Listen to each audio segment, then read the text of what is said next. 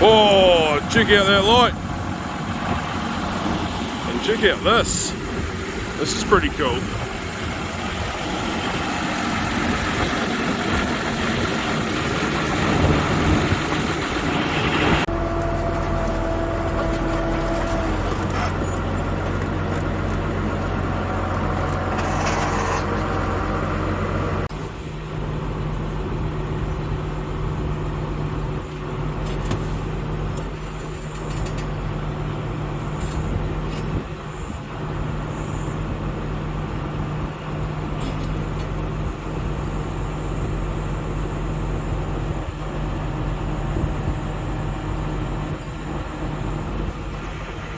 Oh, g'day everyone, welcome back to the channel. It's got cold. It's got really cold. Yesterday I only got to 3 degrees, more than 3.5, and we had the best part of an inch of rain. And there's been another 10 mils or so of rain overnight. It's a bit warmer today, but I've got my new hat on, got a new jacket. We've got a light bar on the tractor, and that one and that wee light over there are new LED spotlights. We've also got this, which is new type of bale feeder for the cattle. Now you will have to excuse us. I've been waiting on a digger to come here since about March, just hold ups with COVID restrictions and everything throughout the season. It's been an absolute nightmare. A whole huge amount of this area is getting rocked next week, which I'm really looking forward to because it is getting a wee bit muddy. We'll just put this feeder over here because it is getting a bit muddy over there where the other ones were. But yeah, be interesting to see how it goes. So the idea is 2 bales. I'm going to put squares in it. I'm hoping I can fit 2 squares in. It'll be tight, but I think we'll do it. 2 bales in there. Calves can reach in and eat it, or it falls on this floor, which I'll show you from the other side is tapered both ways. Feed falls down the sides in there, and in theory we should have a whole lot less wastage. So here's where the other feeders are, and you can see all around here is all a mat of baleage. Now each feeder's probably had 5 bales put on it so far. So they haven't quite finished this one, and I just think we're seeing a little bit much wastage, and baleage is not cheap this year. Not that we're planning to sell any, but you sort of got to work on what it's worth as far as what you're wasting, as far as what you can justify spending to reduce that wastage. And I'm pretty sure this feeder that we just bought will have itself paid for in very nearly in 1 year, so any year after that's a bit of a bonus. I also think there's probably a little bit better from the welfare sort of things. You can get a few more around it. Sorry about that wind, it's really bad. But yeah, it's just, it just looks better. Those ring feeders, they can get wee bits of bloody steel hanging off them and stuff, so not that it's ever been an issue, but you just sort of do have to be a little bit careful with it. Anyway, let's cut a tube open and load her up. Always a little bit nerve-wracking when we open up a tube, but let's see what's inside.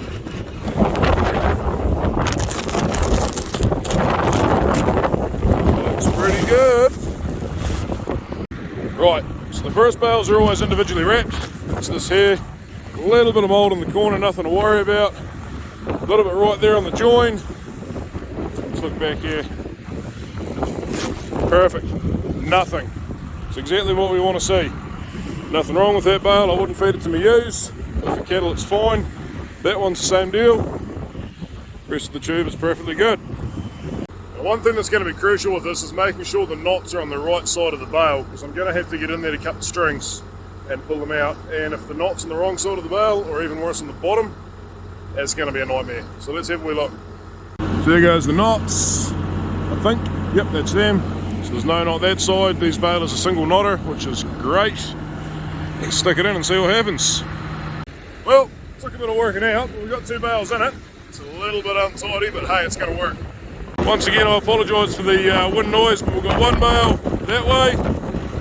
Then this one here, we just slotted straight in and fluffed a bit of stuff up on top and just let a bit fall back on the forks and put it back on that U-shaped one. So we will observe this though, because I'm not overly confident that it was a good idea. It may be better just to use it as a single bale feeder, but we'll see how we go. Those bales are 350, 360 kgs of dry matter, so they're a lot bigger than a round. So at the moment there's possibly 720 kilos of dry matter in that feeder, which for those calves at I'm offering them 7 kilos a day, but I don't think they'll be able to eat that. It'd be more like 5, but we'll work on 7. 550 calves at 7 kilos a day, 350 kgs of dry matter, so that feeder alone should have 2 days in it, hopefully. Did I work that out right? Yeah, I did. And hey, if they're only eating 5k, that's 3 days. Woohoo! 1 round bale in.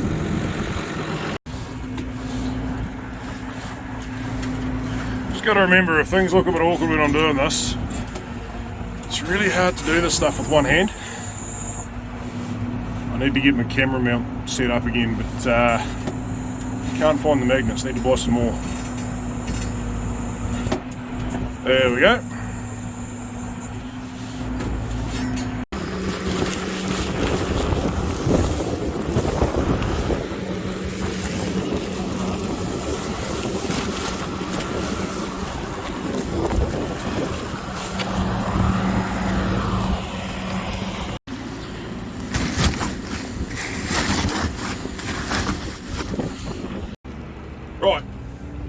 Right, check that out. That should be those cattle done for 4 days now. If that feeder wasn't a new feeder and I knew it was working well, I just wouldn't come back up here for 3, they'll be fine. In wet weather, they don't drink bugger all water, so they'll have plenty of water there for 4 or 5 days. In hot weather, they're going through that 3,000 litres in 3 days. So that's not bad going, I'm not too worried about that. But the idea is that there is a bit of work to do up here when I come up here. And it'd be nice to only have to do it every 3 or 4 days. Whenever they're out of feed, they're out of feed. They will get fed, absolutely. I do not want those cattle being hungry for more than an hour at a time when they're trying to get the last wee bits out of the ring feeders. But I've got a lot of sheep to look after too, so got to prioritise that time. Anyway, let's go shift some sheep. One mob on the move. Quite happy to be coming down here to some nice looking feed actually.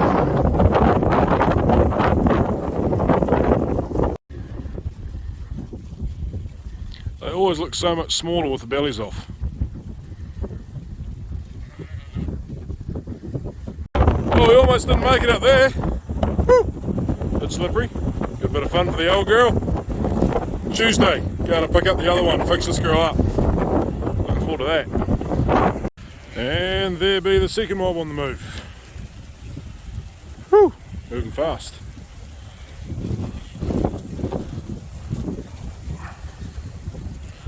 Still coming back here. So I've been very, very lucky the last month, 6 weeks, in that this workshop used to be a bloody mess. And to be fair, more than half of it was probably mine. And my uncle, who, well, he reckons he didn't have a lot to do. I reckon he still does a hell of a lot. Took it upon himself to clean the place right up. Like this whole area right through here was just full of shit. And like I say, I'm as much to blame as anyone, but we've got to get some more stuff in here. A few years have asked to see the old Fiat over the years. She's an interesting old girl, 885 DT with a turbo. It's not the roughest around, but it ain't tidy. Lights do not work. Neither do those. I should probably set them off one day and use them elsewhere. What's she got on her? 3.7? Yeah. I'll read that to you. 3731 hours. And they are genuine. It's not past the point of being able to be saved, but the old Russ there, the old man did a lot of work on that when he first bought it. I'll put the lights on. Sliding wheels. Yeah. I did about 1,000 hours on that tractor in a year or maybe 2 years. 2 years. And if you have a look in here, we had a gearbox issue with it at about 2,000 hours, and they decided to cut that out to see if they could see anything, which they can't, and Woodall said they can't. And she is turboed, and somewhere, oh, see, we've plumbed it back in here to the intake. That used to have a pipe that went straight down, and the blow-by fumes will go down there and back up in there and damn near kill you. So I know they are a model of tractor that a lot of people like, and to be fair, it's fun to drive, but I was topping with it one day, and I come back and I was laying on the couch for 4 hours struggling to stay awake, knowing exactly what had happened, and then I needed to stay awake, and started feeling alright, and I was probably only half an hour away from going to hospital. But yeah, I have a passionate hatred of this tractor. I hate the bloody thing. I'll do nothing ever but move it with it. I won't ever drive it again to do any job. I know some of you might think that's a bit rude.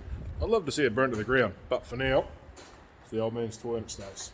But we've got this whole empty bay over here, and this is where the plough's going to go. So I don't know how much of that's actually worth stuff all. There's some bikes there. I've got to go to a shop in town one day that do them up. You just give them to them. They do them up. Might even give them a donation and they'll set them up for kids that can't afford bikes. There's an old Farmer M sitting there we've got to get to one day. The engine's basically poked. The bottom of the block's all rotted out. But we've got plans. Silage chopper hasn't been used in years. Impaler hasn't been used in years. The old TD6 sitting there. Another one of the old man's toys. Grass seed and milk powder. But today, this is the problem. Can't get my plough through that gap. So these tyres, dual for the TM, old duals for the T7. I'm going to put them on the T7 one day as triples just for a laugh. And we won't go very far, but do it. Anyway, that's them. And front duals for the TM. We're going to get them over to the hay shed, out of the road. First one on. Oh well, there's those two in.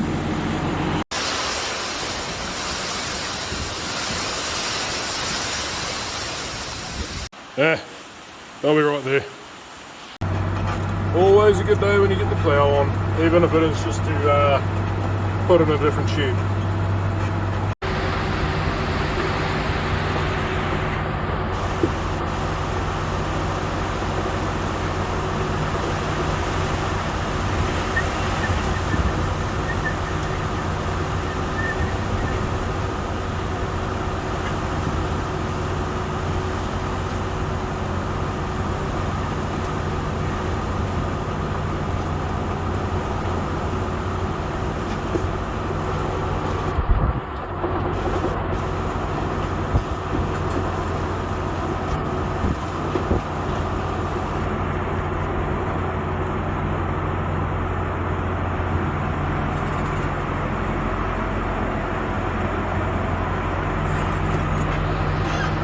Right, I might just concentrate for a bit and spend some time trying to shuffle this round and see if I can get it further over that way or back in that way, because wouldn't mind getting something else in this bay.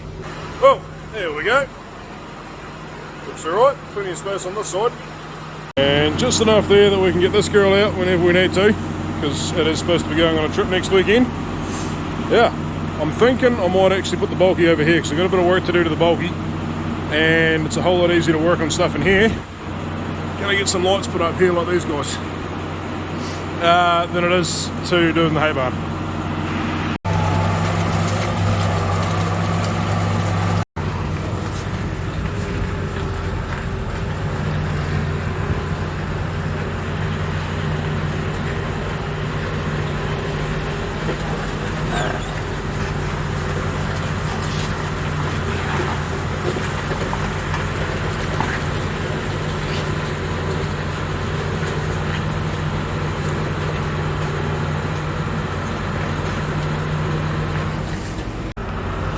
Right, are we going to fit? It's going to be tight.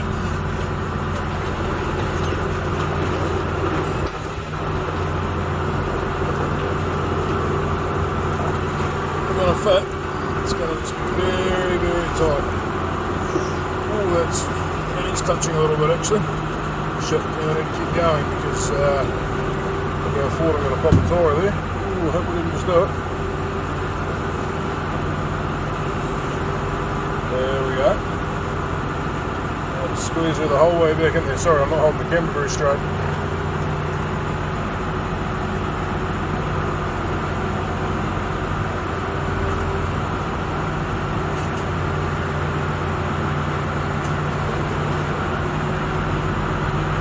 That'll do. Yeah, that was close. That was very, very close. In fact, we've got about 0.5 millimetre to spare at the back.